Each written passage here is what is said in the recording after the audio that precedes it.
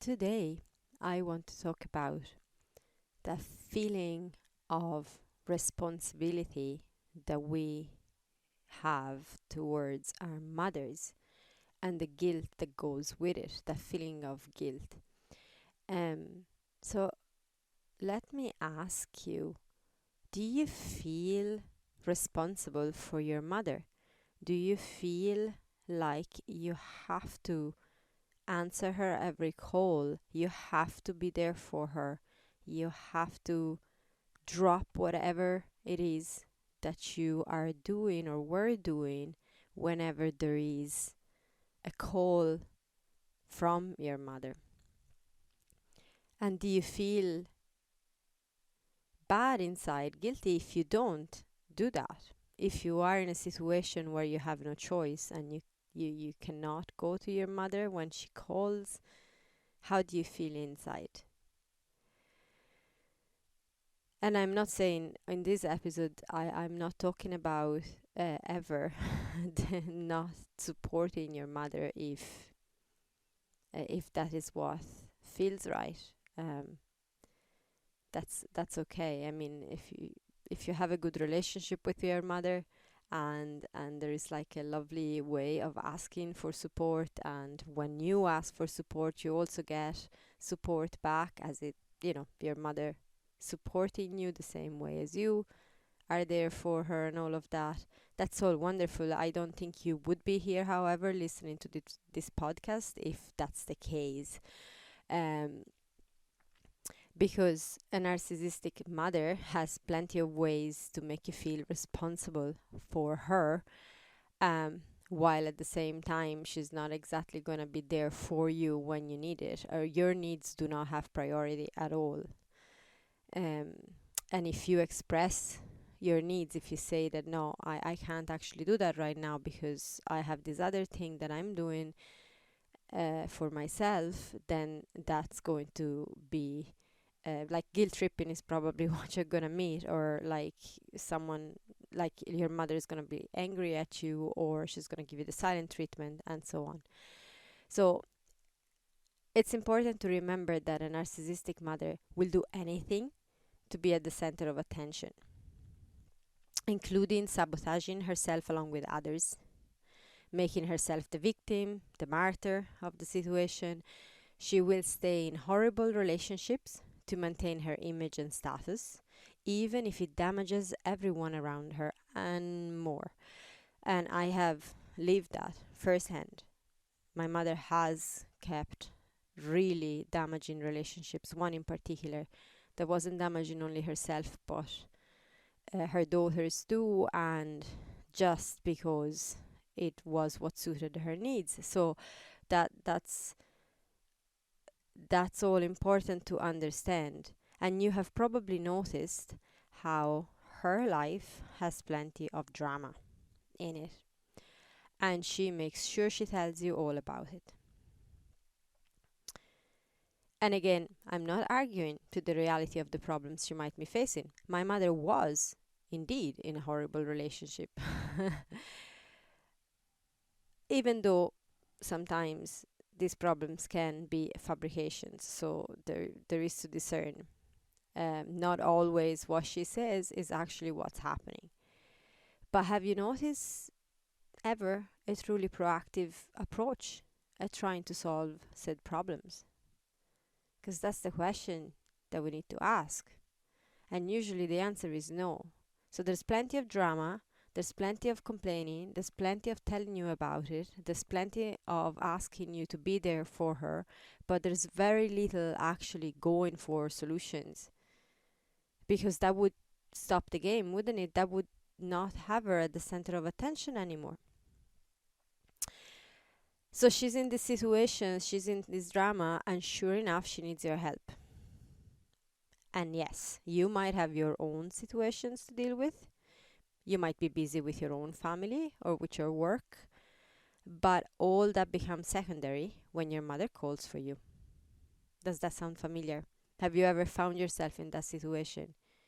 I have plenty on my list of moments where I've done that, but I have a very distinct memory of being at work, receiving a weird call message without many details, and like literally I was years and years ago, but saying to my boss, okay, I just need to go right now, and driving like an absolute lunatic at speeds that should not be done to get to her as soon as I could, to find her that she was actually fine. There was no need for me to do that at all. But that's not the end of it. Because by you running to the rescue every time your mother calls, you end up adding more problems to your own life. Maybe your partner gets frustrated. Maybe you're not able to give your best at work. Because every time you assist her, you feel emotionally and physically so drained that you have no energy left for your own life. And does your mother care about that? Not really. Being honest, no. In some cases, she might even make you believe she does. Uh, in fact, the more your life goes to shit, the more she feels important, because you will keep going to her, giving her the chance to deliver toxic advices and tell you things like, oh, if only you had listened to me a while ago, you wouldn't be in this situation now. And something similar to that. You can just fill in the blanks for that. Um, or maybe your mother is the type that deliberately doesn't care and tells you whatever about how you're feeling. How about me? Can't you see the situation I'm in? And no one to help me? And something along those lines, making you feel guilty. You're the only one that can help, and you are even being selfish and you're not actually wanting to help. And despite the amount of support you're offering, she wants more. And that's another thing. We think we're done. Okay, I've done this thing for her. But the list keeps growing. The demands keep growing. If this is anywhere near your situation, oh, actually, I was forgetting. And if you try to set a boundary, she will do her best to make you feel guilty again until you give in. So it's it's really challenging, and we've said that before. There is a full episode on boundary setting. I invite you to go check it out if you haven't listened to it already. Setting boundaries with narcissistic mothers is tricky, and it's challenging, and we have not been taught by our mother. We haven't had that model on how to do it. She didn't want us to set boundaries growing up and to learn how to do it. So it's really tricky, and it's something that needs to be practiced for sure. So again, if this is anywhere near your situation, I totally get it. I've been through it quite a bit. For the majority of my life, I felt like I had to do anything in order to support my mother. Solve her messes, and there were many. Listen to her ranting and complaining endlessly about her life. Leave everything and go to her when she called, as I said in the example before. Spend hours on the phone because she had hit the low. And the interesting thing was, would she ever send a message or call if she was in a good place? No way. No way. Never. Like, absolutely never. Well, she wasn't very often in a good place, but there have been periods where she had, the new partner or the new job. Things were going okay. There could be weeks and weeks without hearing. But the minute there was a low point, straight on the attack. And I had to be available. And I didn't realize the loop I was caught in. I thought this was all normal, and that a good daughter had to behave like that, had to be available. And when I would say things like, Mom, but sometimes you can call me too. I don't want to disturb you. excuse. But then, when something was in her mind or in her world uh, wrong and she needed, she could send messages like, something terrible has happened, I need you, with no specifics. Or, come, it's urgent. Again, no specifics, no anything, no details, no capacity for me to say, well, like, you said that thing is urgent, but what you're writing after doesn't make it seem so urgent, so maybe I can come later. No. And again, that's not to say that when you learn these dynamics, then you realize how much responsibility you have in the dynamic, which does not make you feel, it's not that you were wrong and you did that in a bad way and you should have done it better. None of that here. But responsibility means your ability to respond to a situation. And of course, not being aware of the dynamics, not being aware of the mechanisms, not being aware of the fact that your mother is even a narcissist, like I wasn't for years and years and years, you don't have the tools yet to respond. But once you become aware, then you start realizing you have ways to respond. And we're going to go into that now in a minute. So I felt like I had to drop everything and find out more. You know, you get a message that says, come, is urgent. You need to know more. You need to go. You need to see what's happening. And if you don't, you're really a bad person. That seems like a really logical way of thinking, isn't it? And this is one of the ways a narcissistic mother can manipulate you into doing what she wants. So I want to have a look at the few ways that she can use, the few tools that she has to manipulate you into going and being there for her the minute she needs you, or she pretends she needs you. So, like the example I brought you, drop feeding information and keep you guessing. So you need to ask more. Like, come, it's urgent. There's no specifics. There's no information. What happened? Did you fall off the stairs or did you burn a finger? What happened? It's drop feeding. She just gives you that little tiny bit that keeps you on edge for you to then be hooked in. Number 2, guilt tripping. We spoke about this. Making you feel guilty if you try and attempt in any way to ask more questions or to give solutions too soon that she doesn't approve of or whatever. She can use ways like, I'm your mother and this is how you treat me. I've done so much for you. And she has a good list of all the things that she's done for you because she keeps track, remember? And this is how you repay me. Or, I have no one else to go to. Oh, I've had this one so many times and it's really, it's a violent one. You are the only one that understands me. So you can see how that just would send your levels of guilt up through the roof if you want to say no to something because you have something else to do. Number 3, disappear and go silent unexpectedly. So you feel like you have to go check on her.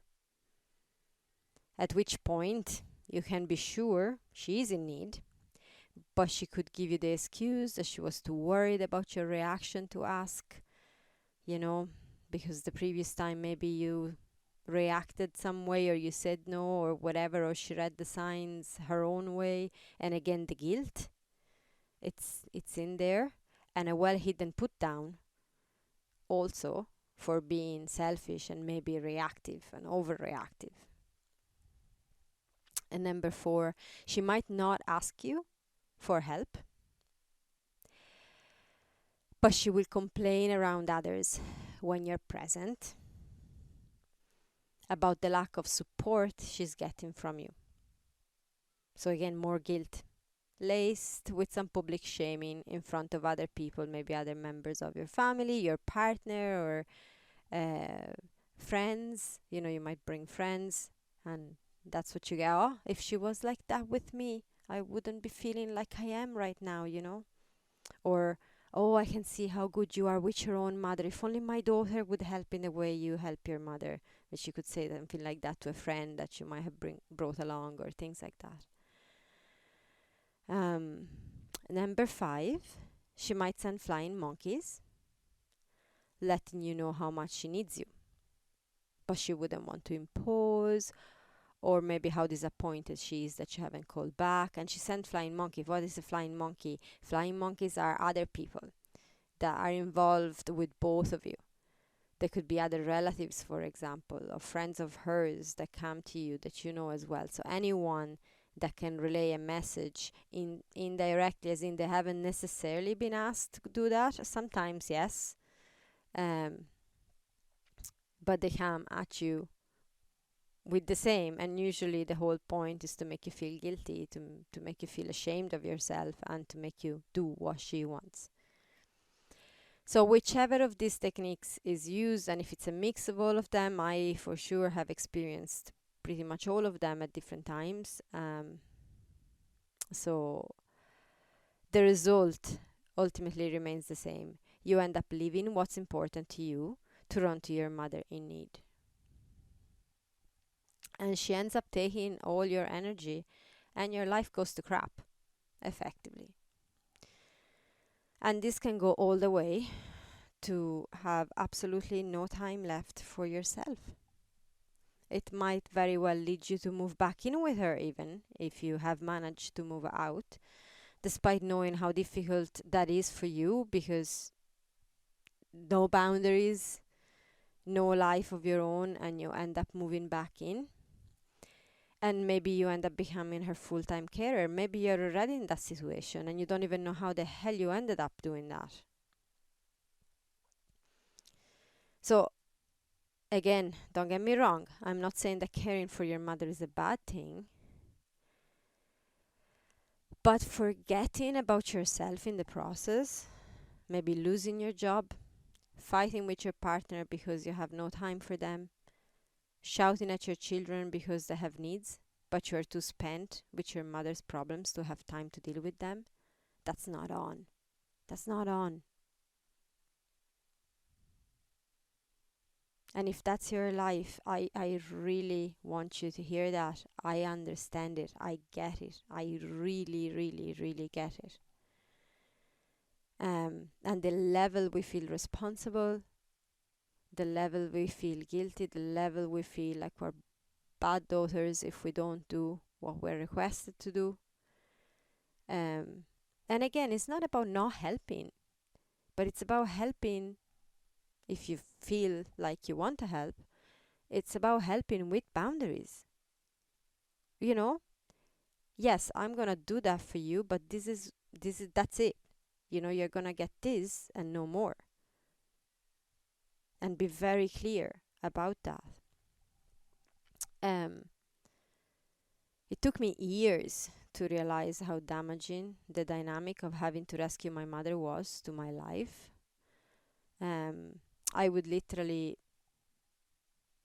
neglect my children, not giving them the attention that they needed.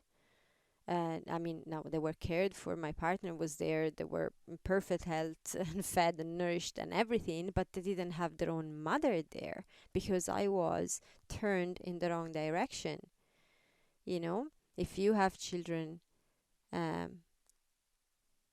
you know that the energy flows from the previous generation to the next. The nourishing, loving, mothering energy supposedly is meant to go from the previous generation, so from your mother to you and from you to your children, not the other way around.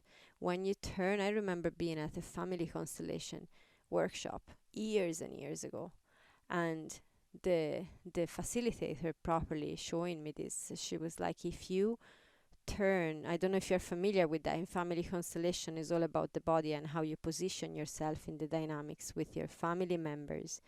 But I literally was facing towards my mother and my grandmother, giving my back to my kids. And that's just not how it's supposed to be. Your children are gonna suffer for that. Um, at some point, my beloved, my partner was heavily depressed. He was in a really bad place, and I had no time to listen to him. In truth, I hadn't even noticed. Um, I I hadn't given it importance because I had to do all my mother needed me to do, and I didn't have time. I properly we've cleared this up.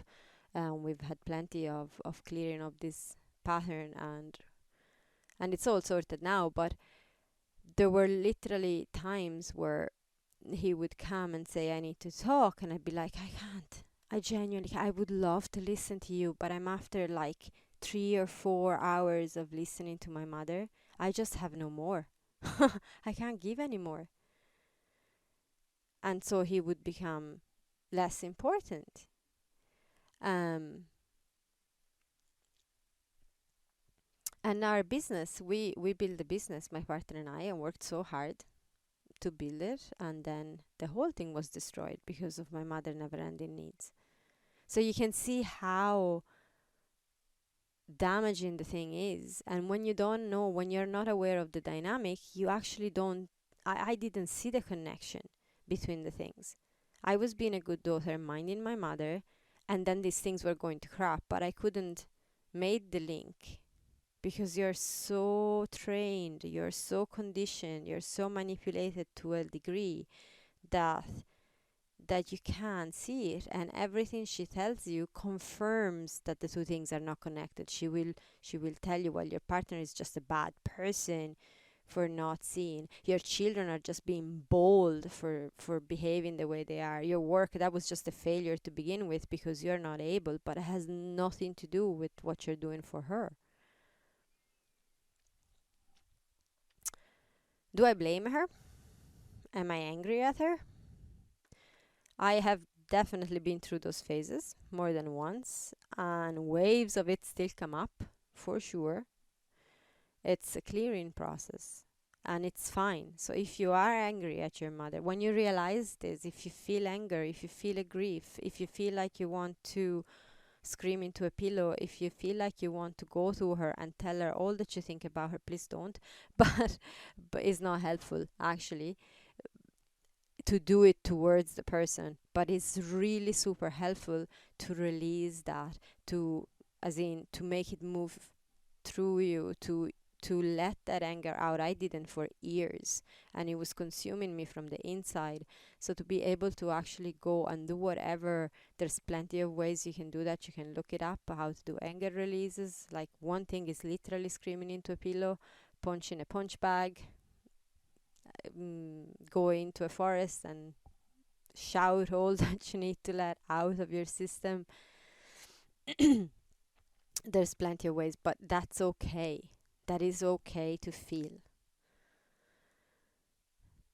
But ultimately, where we want to get, and the most empowering part, is to stop blaming yourself for anything that has happened and realize that the feeling of responsibility towards her, it's not necessary.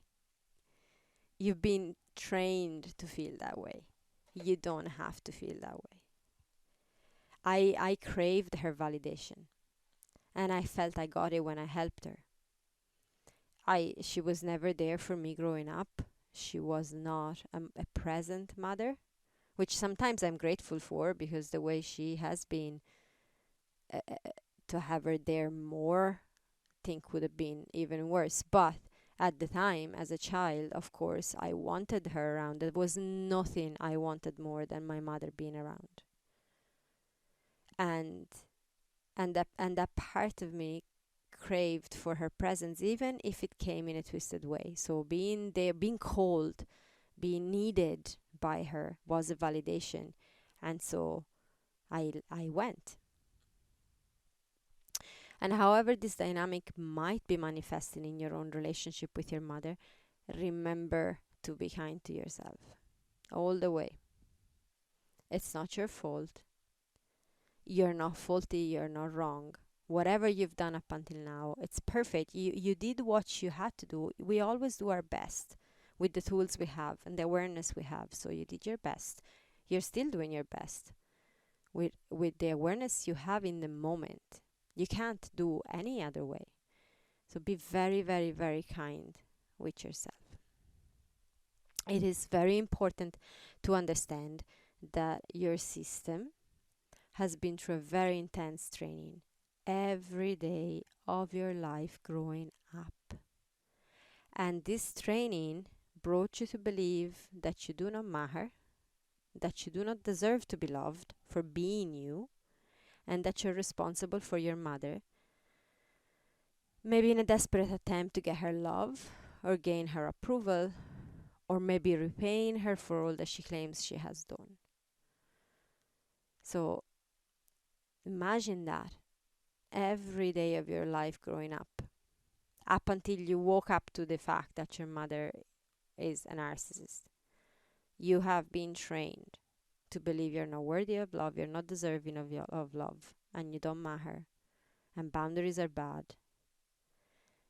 So we gotta turn this around. We gotta turn this all on its head. From this point on, a different training starts. Okay, because you gotta retrain your system. Imagine if you wanted to do a sport, for example, and you'd be trained all your life, I don't know, to play tennis. You're only playing tennis with, your right arm or whatever, if you're lefty with your left arm, but you're only training in one way, and then all of a sudden you want to go play something else. You want to go do gymnastic, and you need to use your body symmetrically. You need to use both sides the same. Well, then you got to retrain. And so here it's the same thing. We got to retrain the system and bring in a whole different set of beliefs that you do matter, that all that is important to you matters, that you're lovable without conditions, not because of what you do. You're lovable exactly as you are for being. And you deserve love and joy in your life. You are so deserving of love and joy in your life. And your mother's life is her choice. As you can empower yourself, so can she, no matter the circumstances. But whether she does or not has nothing to do with you. And that's the key point. Whether she does that or not, that's her choice. She is a sovereign being too. She's allowed to make her choices. She's allowed to welcome drama in her life. She's allowed not to look for solutions. She's allowed. It's not your responsibility to fix that.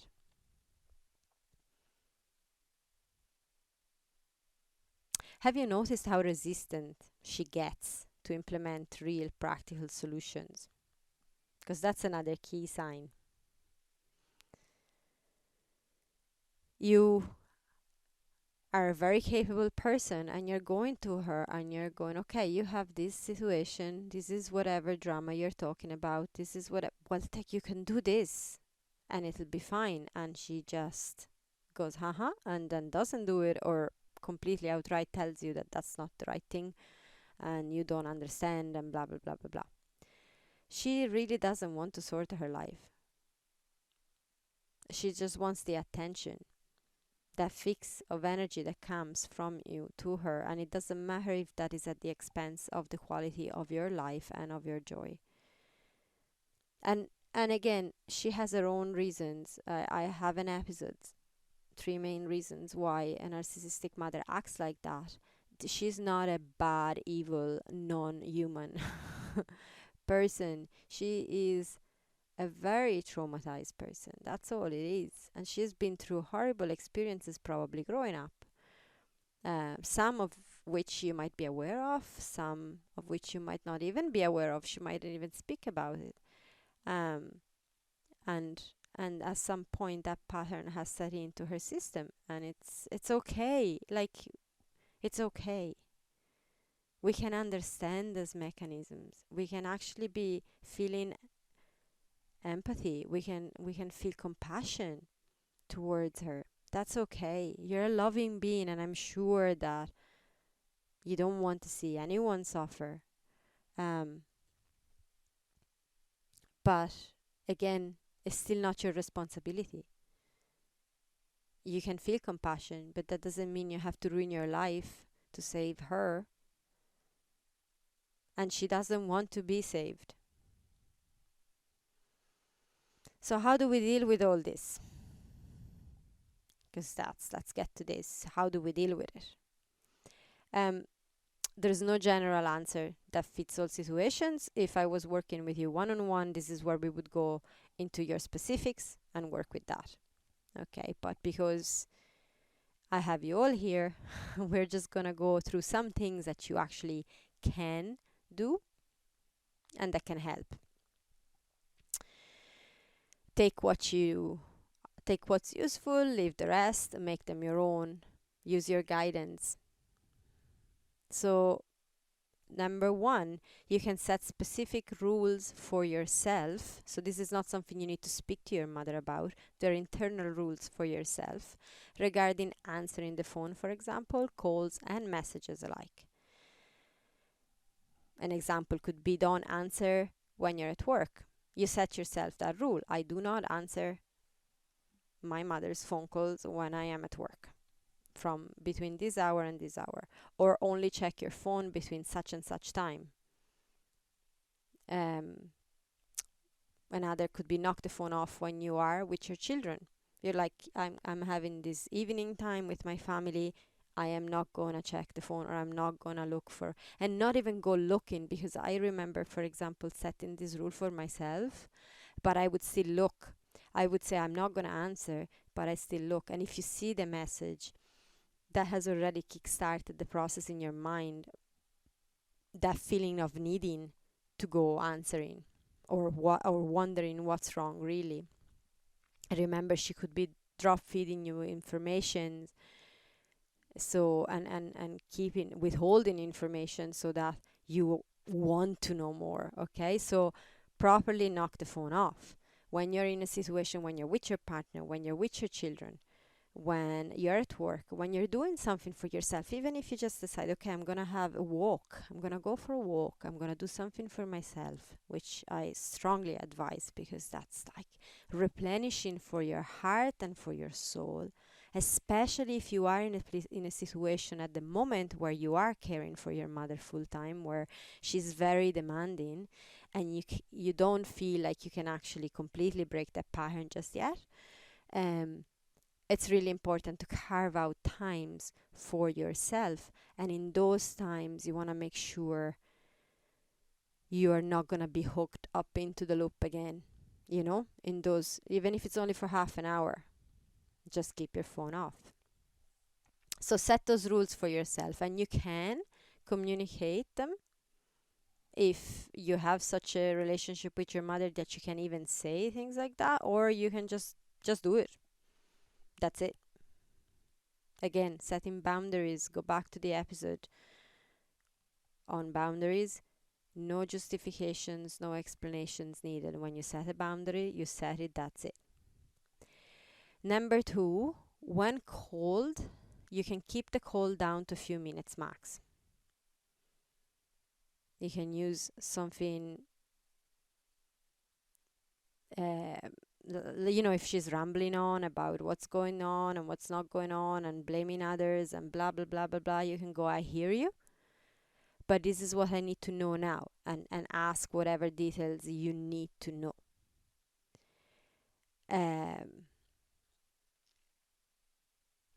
I hear you, but if you need my help, tell me this now. And again, you can interrupt. You can say, look, I hear you. And if she doesn't want to give you clarity, you can respond that you can't help. And if needed, you are allowed to end the call. Because If she really has a need, she can express that very, very quickly. The call does not need to go on for hours and hours and hours. The rest is rambling, the rest is playing the game, the rest is sucking you into the dynamic and making you feel, and that's what drains the energy. That's what leaves you after a phone call angry, frustrated, feeling like crap, depressed, probably. Like, there's no need for any of that. You need me? Okay. Tell me right now what you need me to do. And if you don't go into specifics straight away, I have to get on with what I was doing before. Bye. That's it. Okay. Number 3, messages are better than calls. So it's easier to direct a conversation when she can't cut you mid-sentence or shout at you or get abusive. So if you see that a phone call is coming, you can choose not to answer, and then you can engage through a message. That makes it easier even to practice what I was about to say about the second point. You can ask direct questions, ignore all the blabber. If she sends you back a message that is like, it takes the whole screen of your phone and a little bit more, you don't need to read all of that. You just skim through it and get to whatever is the point, or simply answer, too much information, I just need to know such and such and such.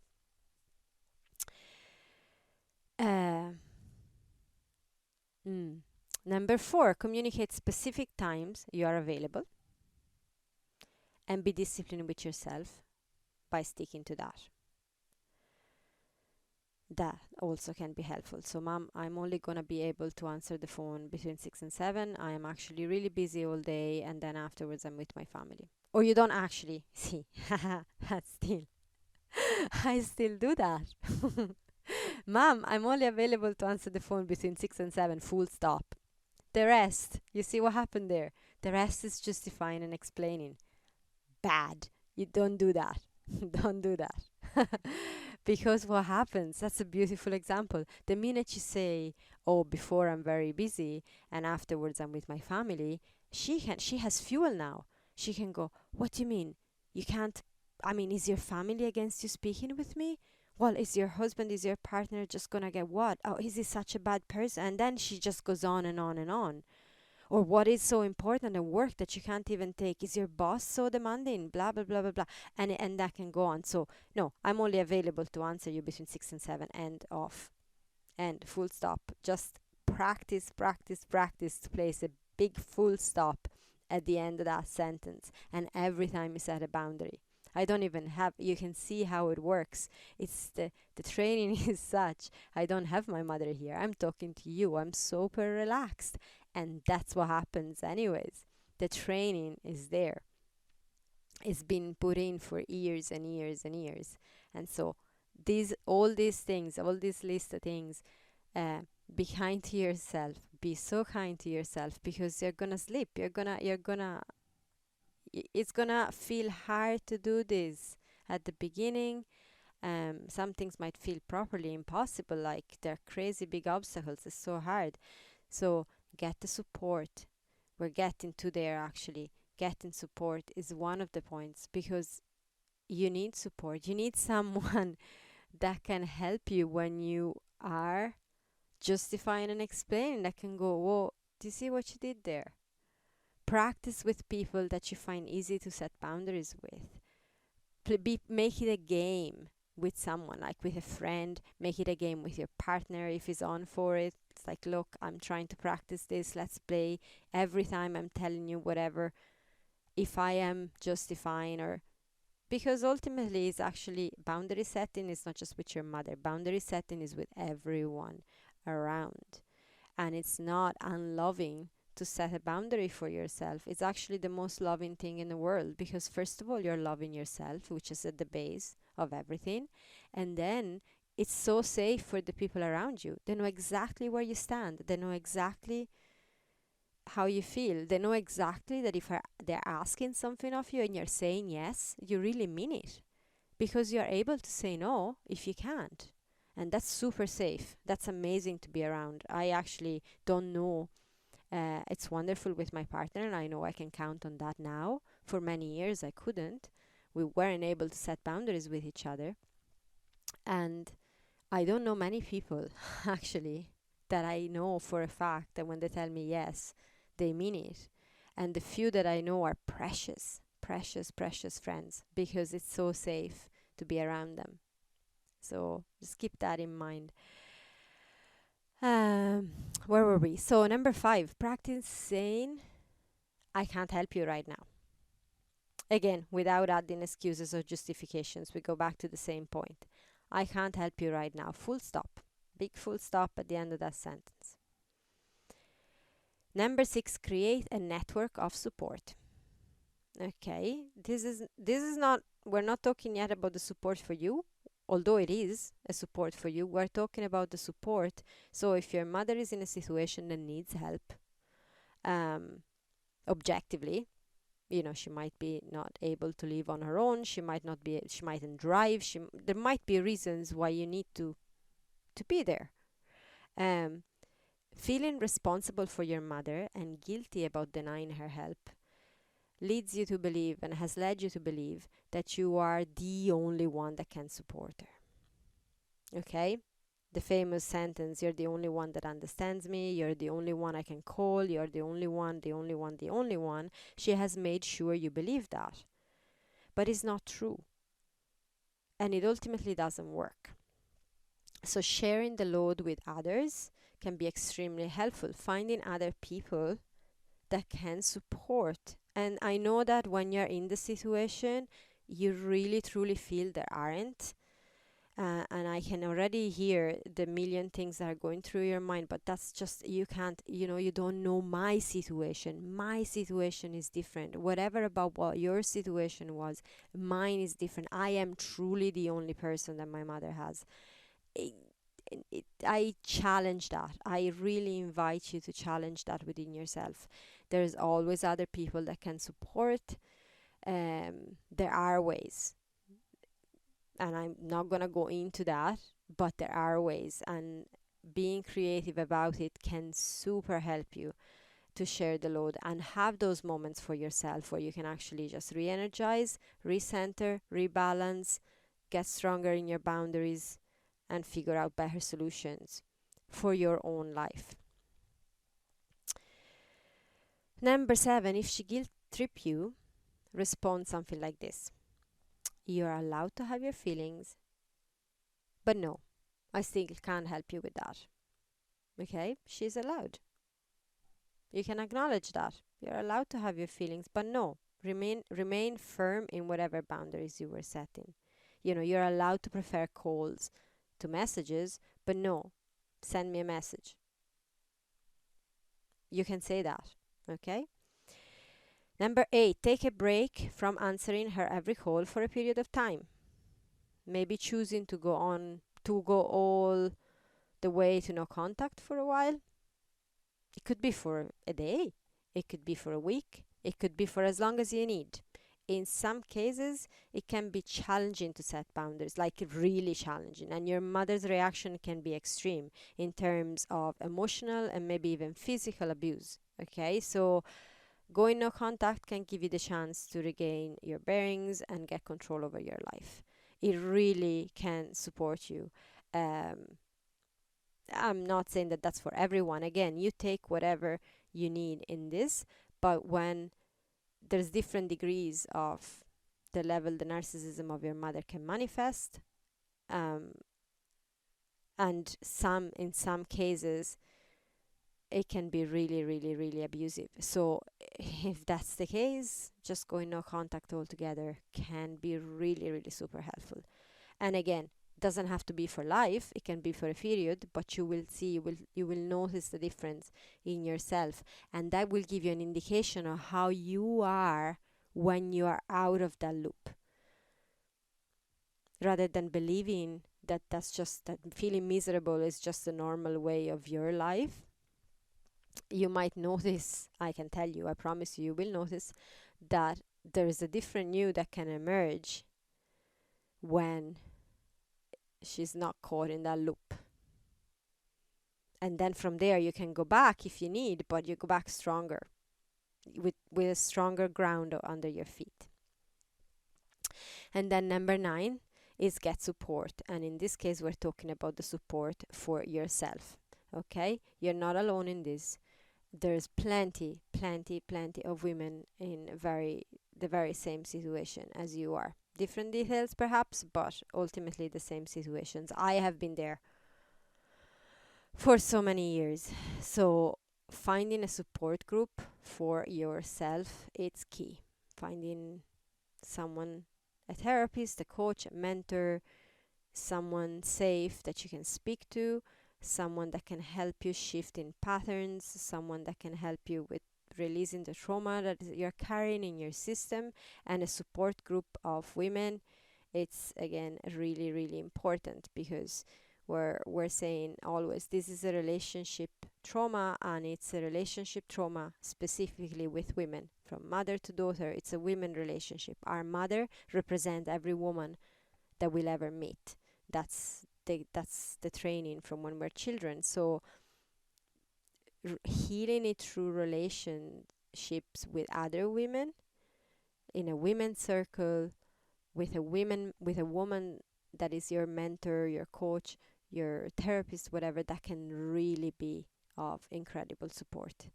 I speak from experience on that. That has supported me massively. So, and that is why I run the circles as well. That's what motivates me, because I know how incredibly powerful it has been for me, and how challenging it was. How incredibly challenging. I have resisted getting into women's circles for years. I actually actively would say never.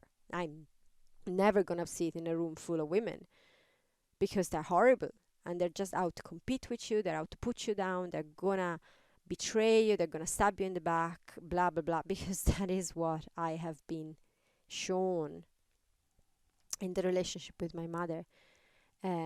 But no, I was the most wonderful surprise and the most incredible gift to receive, to be actually witnessed by loving women that can really hold your hand, that can hold you up, that will support you when you need. It's incredible. So yeah, if you feel called to, you can go check it out on the website. There's links in the description for our women's circle, or any other women's circle. You don't have to come to my women's circle, but if you do, I'd love to have you there. um Also, it, again, I said it throughout the episode. Go, if you haven't listened to it, go check out the One Key Secret to Successful Boundary Settings episode, uh, because I go in depth into how to set boundaries with a narcissistic mother. And this episode here is really based on that, because all those different advices, those different tips on how to deal with your mother when she manipulates you and feeling responsible and guilty, uh, they're all ultimately boundaries. So if you go listen to that episode, that will help you understand this. And yeah, with this, I'm gonna leave you.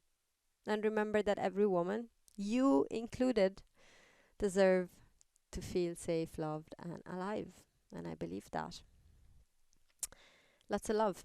Bye for now.